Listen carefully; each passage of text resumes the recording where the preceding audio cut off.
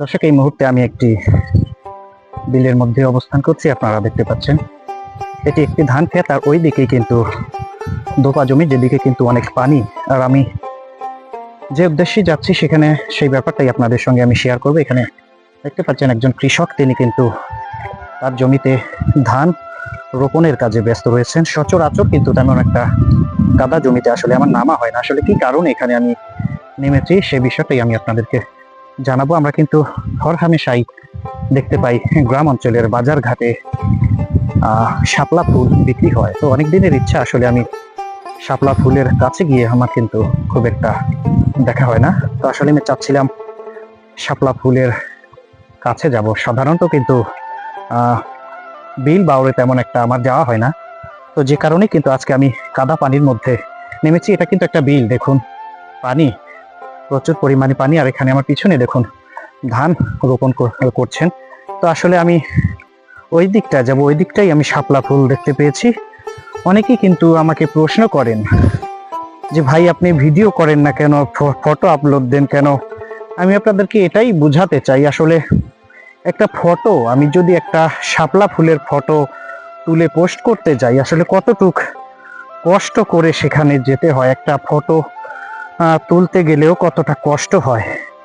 দেখুন এই যে আমার পিছনে কিন্তু শাপলা ফুল, ক্যামেরা কেমন আসছে আমি জানি না। ওই যে পিছনে রাস্তা দেখুন, আমি সেখান থেকে কিন্তু এখানে হেঁটে হেঁটে এসেছি। আর এখানেই সেই শাপলা ফুলের দেখা পেয়েছি। আমি এই শাপলা ফুল এখানে আপনাদেরকে দেখাবো। আসলে মূলত ভিডিও করার উদ্দেশ্য এটাই। অনেকে বলেন যে আসলে ভাই ফটো আপলোড কেন করেন? দেখুন, একটা ভিডিও করতে গেলে যে কতটা কষ্ট হয়, একটা ফটো তুলতে গেলেও কতটা কষ্ট হয়। ফেসবুক, ইউটিউবে যারা দেখেন তারা তো শুধু দেখেনি, অনেকে কিন্তু একটা লাইকও দেন না। আসলে কতটা কষ্ট হয় একটা ভিডিওতে, একটা ফটোতে, সেটাই আসলে আমি আপনাদেরকে প্রমাণ করতে চাচ্ছি। দেখুন, একটা সামান্য একটা ভিডিও বা একটা ফটো তুলতে কতটুকু দূরে আমাকে আসতে হয়েছে, সেটাই আসলে আপনাদেরকে আমি দেখাতে চাই। আসলে কতটা কষ্ট এই লাইনে। ফেসবুক, ইউটিউবে যারা এসেছেন, যারা কাজ করেছেন তারাই বুঝতে পারে। আর যারা কাজ করেন না, বোঝেন না, তারা কিন্তু আমাদের কষ্ট উপলব্ধই করতে পারবেন না।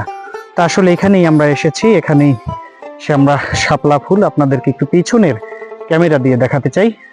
যদি একটা শাপলা ফুল এখান থেকে উঠাতে চাই, এই যে দেখুন, খুব একটা বড় না, খুব একটা বড় না। আসলে পানির মধ্যে নামতে হয়েছে আমাকে, কতটা কষ্ট হয় পানির মধ্যে নেমে এই শাপলা ফুলটি উঠিয়েছি আর ভিডিও করেছি বা ছবি তুলেছি।